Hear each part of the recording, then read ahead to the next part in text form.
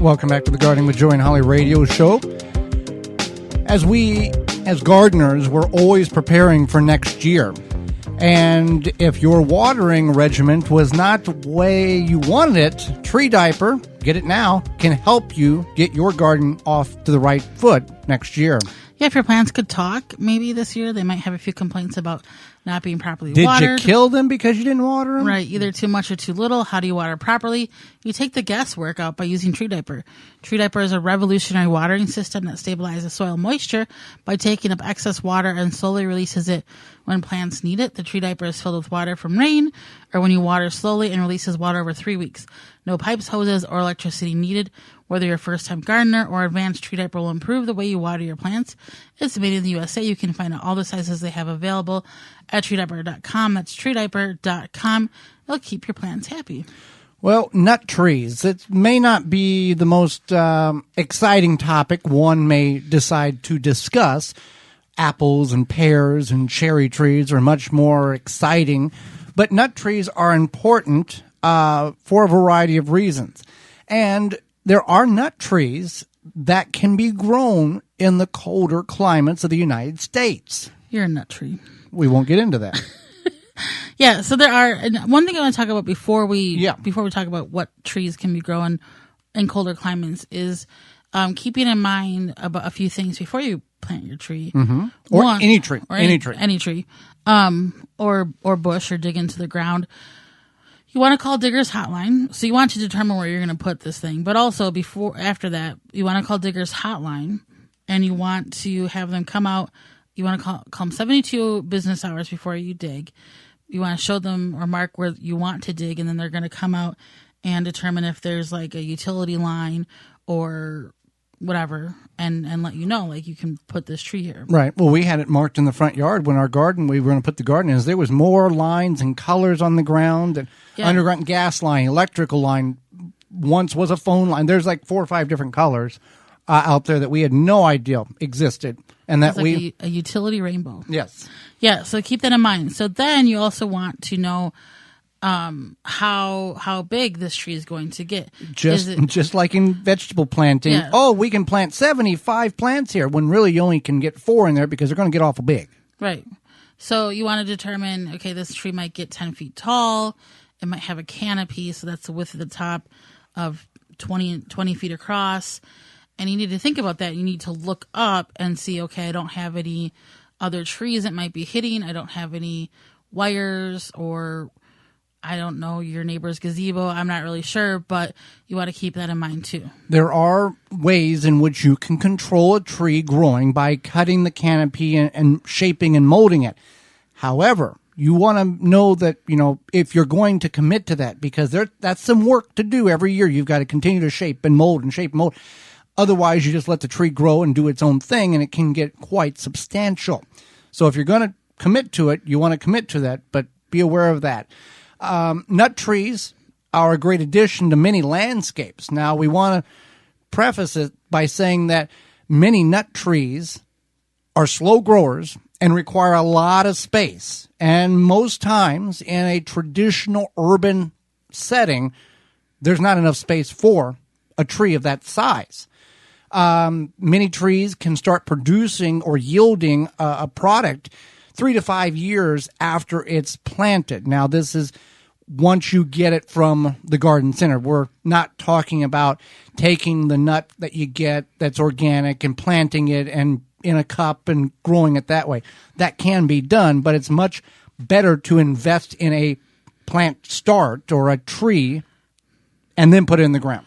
Right. So one of the fastest growing nut trees, and can also be like a hedge or a smaller tree, is hazelnut. The American hazelnut is one, and this one is more like a hedge versus a tree. And it's about, good for zones 4 to 9, and it can get 15 to 18 feet tall. For people who are not familiar with the terminology hedge, what does that define? What is the definition of that mean? It's more like a bushier plant. A large shrub? Like a large shrub. Yeah. So that's one. And the 4 to 9, that's a very large area. Now the problem with a lot of these nut trees is we have a lot of critters in the backyard, squirrels, that like nuts. So you want to kind of be aware. You want to do your research and see. One, I want this to grow in my yard. Can it grow in my zone? Two, what is the success rate of other like species growing in the area that I live? Is it worth it? Right. So I got this information from a lot of our information on trees from the Arbor Day website, and because they care about you growing trees and maintaining trees and all this stuff. Go to the source. Yeah, go to the source. And they also have their own nursery where you can buy these trees, and they have their own hybridized hazelnut tree. And the reason why they hybridized the hazelnut tree so that the hardiness zone was larger. And this one is a hybrid hazelnut from the Arbor Day Foundation, whatever. And they combine two different species to make this growing zone more friendly. And it's for 3 to 9. Zones 3 to 9. It's called the hybrid hazelnut. Which now hybridization is not a bad word in the horticultural world. It's, as you said, they take two of the same species, cross them to get a better end result. Not a genetically modification of none of that.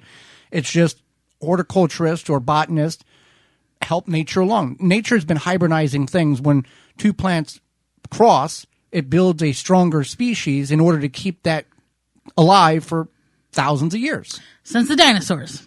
So the Arbor Day Foundation does a lot of this where they make up these hybridized trees, and it a lot of times is for the growing zone, but also it provides a home for wildlife, and it's going to it's not a quick process. No, and it's going to live for a long time. So they have their own it's called the Arbor Day Farm Hazelnut.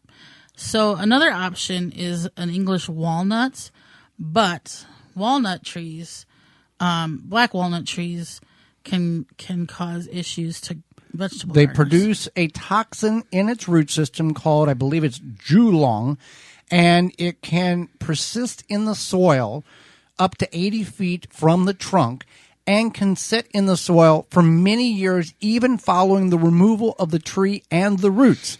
There is no known method of accelerating the removal of that toxin in the soil. The toxin is created by the tree for a security, basically so the tree doesn't get choked out by other vegetation. There is some vegetation and some vegetables that will grow in that toxified soil. That toxification does not get uptaken by the plants, nor do you consume it. It's just a way of nature controlling the area around the tree. So if you have a large space to grow a tree, or maybe you want to put a tree in your front yard and you live in an area where you can't grow vegetables in your front yard, but you can grow a tree, you could put the walnut tree in the front yard if you really like walnuts. I would probably do like a hazelnut personally. But so there's this, it's called the Carpathian English walnut. It grows in zones 5 through 9. It does get 40 to 60 feet tall, so that's a commitment. Well, there's a lot of, just naturally in the woods, you hike, you've probably seen this, and a lot of yards have black walnut trees that's already established. It's been there for many, many years. The joke is in the homeowners association is you can only have trees in the front yard, but they forget, gray area, that they don't say that you can't have fruit-bearing trees. Some of the, right. That's called gray area, folks. That you read the rules not for what's in it, but for what's not in it. That's called gray area. And this is who I live with. So anyway, I'm just the rule breaker. Right. You look for the gray area. Well, like the place I used to work, they said you can only have water in clear liquid plastic bottles. There wasn't a rule in the handbook that didn't say you couldn't have water in a clear plastic container that had a fish in it on your desk. Right. Gray area. Mm-hmm. All right. Area. Anyway, so that's one of the walnuts, and then there's another walnut called Hall's Hardy Almond, it's an almond tree, and it's just a little almond tree. It gets about 10 to 15 feet tall, very manageable. And it does take, it's for zones 5 through 8. And now with some of these trees, you want to be aware that can be quite a water consumption requirement for them in order to produce the nuts in order, to harvest them. And not all the nut trees that you may want to grow in your specific area can be grown in your area. There are a lot of nut trees that are warm climate, Southern California, Southern United States, that will only grow down there, similar to some of the, like a tropical type of plant. Or tree. So you want to be aware of that not everything can be grown where you're at. That's just part of how geology and geographical stuff works. That not everything can be grown everywhere. That's very true. And we had a guest on a few weeks ago that you can grow figs. Yeah. In a Stephen zone, Biggs he's yeah. up in Canada, and you can grow lemons trees in a lot of places. So there are trees that have been, or not necessarily have been hybridized, but are naturally adapted to colder climates. I know there are peach trees that will grow in the northern Minnesota area because they've adapted or they've been hybrid. I don't know what the story is on those, but they can grow up there when a traditional peach tree cannot. Right, and that's definitely something to keep in mind is that if you are looking for an edible tree option, you might think, oh, well, I live in this climate and there's no way I can grow this tree, but there might be. You'd be surprised at what you can find. Now, you can't necessarily grow an avocado tree in the north, but you can find something that is applicable to where you live and could produce a lot of delicious things for you. Right. Yeah. Well, Holly, summer's over. We know this. Nights are getting colder. Days are getting shorter. Days are getting colder, too. And frost is in the forecast in some parts of the United States. But we have forgotten about our lawn because we're ready and worried about upcoming holidays, and we shouldn't have done that. Right. Well, I mean, we can worry about the upcoming holidays, but we shouldn't forget about our lawn. Exactly. Yeah. No. Just because it's fall, we don't want to forget about those yards or those Japanese beetles. They may be gone, but they're not far. Not only did they feast on your roses and berries this summer, they laid eggs in your turf so that they can start again next year. Take a stand with Phylum Grub Gone. Grub Gone is a non-chemical BT granule that specifically targets scarab pests and their larvae. Simply apply the granular with a spreader, irrigate it into the soil, and let the naturally occurring bacteria do its job. Not only is Grub Gone easy to use, because it is easy, it's the only non-chemical choice that effectively controls grubs. And the best part about it, it's non-toxic to bees and other pollinators, so you don't have to worry about them picking it up and taking it back to their hive and killing the hive off.